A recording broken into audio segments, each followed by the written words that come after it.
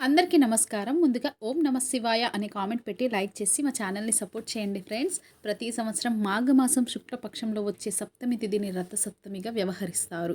ముఖ్యంగా ఈ పర్వదినాన సూర్యుడు 7 గుర్రాలపై దక్షిణాయనం నుంచి ఉత్తరాయణం వైపు ప్రయాణం సాగిస్తాడు. అందుకే మాఘ సప్తమి మొదలు వచ్చే 6 మాసాలు ఉత్తరాయణ పుణ్యకాలమని చెబుతారు పండితులు. ఈ నేపథ్యంలో ఈ ఏడాది రథసప్తమి ఎప్పుడొచ్చింది, దాని ప్రాముఖ్యత ఏంటి, ఈరోజు ఎలా స్నానం చేస్తే విశేషమైన ఫలితాలు ఉంటాయి, సూర్య భగవానుడిని ఎలా పూజించాలి అనే విషయాలు ఇప్పుడు ఈ వీడియోలో తెలుసుకుందాం. హిందూ పురాణాల ప్రకారం కశ్యప మహర్షి అదితిదేవి దంపతులకు సూర్య భగవానుడు జన్మించాడు. ఆయన పుట్టినరోజునే రథసప్తమిగా జరుపుకుంటారు. దీన్నే సూర్య జయంతి, అచల సప్తమి, విధాన సప్తమి అనే పేరుతోనూ పిలుస్తారు. అయితే హిందూ క్యాలెండర్ ప్రకారం ఈ సంవత్సరం 2025 ఫిబ్రవరి 4వ తేదీన మంగళవారం రథసప్తమి వచ్చింది. ముఖ్యంగా ఈరోజు చేసే స్నానానికి చాలా ప్రాధాన్యత ఉంటుందంటున్నారు వేద పండితులు. ఎంతో పవిత్రమైన పర్వదినంగా భావించే రథసప్తమి నాడు చేసే ప్రత్యేకమైన స్నానం 7 జన్మాల పాపాలు, దోషాలు, దరిద్రాలను తొలగింపజేస్తుందంటున్నారు జ్యోతిష్యులు. మరి ఈ పవిత్రమైన స్నానం కోసం 7 జిల్లేడు ఆకులు, 7 రేగిపళ్ళు తీసుకోవాలి. ఆపై స్నానం చేసే ముందు వాటిని శిరస్సుపై ఉంచి తల స్నానం చేయాలంటున్నారు. ఎందుకంటే ఇవి సూర్య భగవానుడికి చాలా ఇష్టం. కాబట్టి రథసప్తమి రోజు చేసే ఈ ప్రత్యేక స్నానం 7 రకాలైన పాపాలను తొలగిస్తుందట.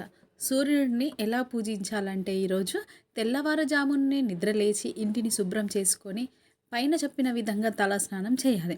స్నానం ఆచరించాక సూర్యుడిని ఆరాధించాలి. ఇందుకోసం మీ ఇంటి ఆవరణలో సూర్యకిరణాలు ఎక్కడ స్పష్టంగా పడతాయో అక్కడ ముగ్గులు వేసుకోవాలి. ఆ తర్వాత మీకు వీలైతే చిక్కుడు ఆకులు, చిక్కుడు పూలు, చిక్కుడు కాయలు వీటిని కలిపి ఒక మండపంలాగా పెట్టాలి. అక్కడ సూర్యదేవుని ఫోటో లేదా విగ్రహాన్ని ఉంచాలి. ఇవన్నీ కుదరకపోతే మీ పూజా మందిరంలో ఒక తమలపాకు తీసుకొని దానిపై తడి గంధంతో గుండ్రంగా ఒక రూపు గీయండి. దానిని సూర్య భగవానుడిగా భావించాలి. ఒకవేళ మీ దగ్గర సూర్యోదేవుని ఫోటో ఉంటే పెట్టండి. అనంతరం గోధుమలతో తయారు చేసిన పదార్థం నైవేద్యంగా పెట్టి సూర్య భగవానుడిని పూజించాలి. మీకు వీలైతే ఆవు పాలతో పాయసం చేసి సమర్పిస్తే ఇంకా మంచిది. అలాగే కొబ్బరి పుల్లల సహాయంతో చిన్న రథాన్ని తయారు చేసి ఆ రథానికి పూజ చేసి ఆవు నెయ్యితో చేసిన దీపం వెలిగించాలి. పూజ కార్యక్రమాలు ముగిసిన అనంతరం కుటుంబ సభ్యులు ఆ ప్రసాదాన్ని స్వీకరించాలి. ముఖ్యంగా ఈరోజు దానం ఇవ్వాల్సినవి: సూర్యుడికి ఇష్టమైన రథసప్తమి రోజున ఎవరికైనా ఒకరికి గొడుగు, చెప్పులు దానం ఇవ్వడం వల్ల జీవితంలో కష్టాలన్నీ తొలగిపోతున్నాయంటున్నారు. రథసప్తమి రోజు ఇలా సూర్యభగవానునికి ప్రత్యేకమైన విధి విధానాలతో ఆరాధించడం, దాన ధర్మాలు చేయడం వల్ల ద్వారా సూర్యదేవుడు భక్తులకు మంచి ఆరోగ్యం, దీర్ఘాయువును ప్రసాదిస్తాడని, ఆదాయపరంగా మంచి ప్రయోజనాలు చేకూరుతాయి.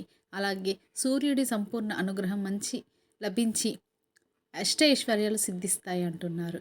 మీకు ఈ వీడియో నచ్చితే తప్పకుండా లైక్ చేసి షేర్ చేయండి. మరిన్ని మంచి వీడియోస్ కోసం మా ఛానల్ని సబ్స్క్రైబ్ చేయండి. ధన్యవాదాలు.